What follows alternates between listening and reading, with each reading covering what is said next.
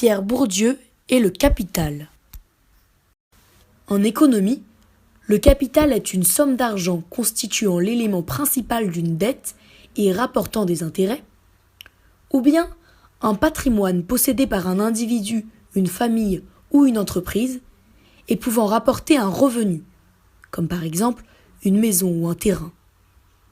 C'est Pierre Bourdieu qui est à l'origine de cette distinction entre capital économique, capital social, capital culturel et capital symbolique.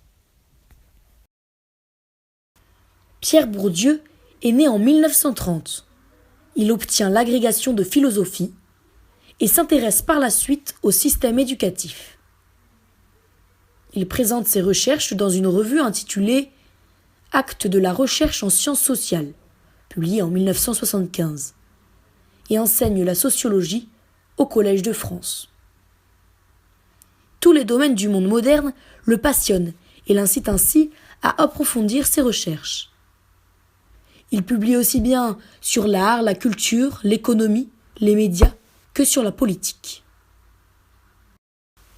L'idée est que l'individu ne possède pas et n'hérite pas seulement d'un capital matériel, comme une maison ou une voiture, mais aussi d'autres éléments tout aussi importants dont il peut tirer des avantages matériels ou symboliques.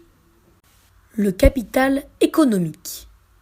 L'expression désigne non seulement le patrimoine, ensemble des biens matériels possédés par un individu, comme par exemple un logement, des bijoux, des actions ou des obligations, etc., mais aussi les revenus, le salaire, les revenus mixtes, car ils permettent un certain niveau de vie et la constitution ou pas d'un patrimoine. Le capital social.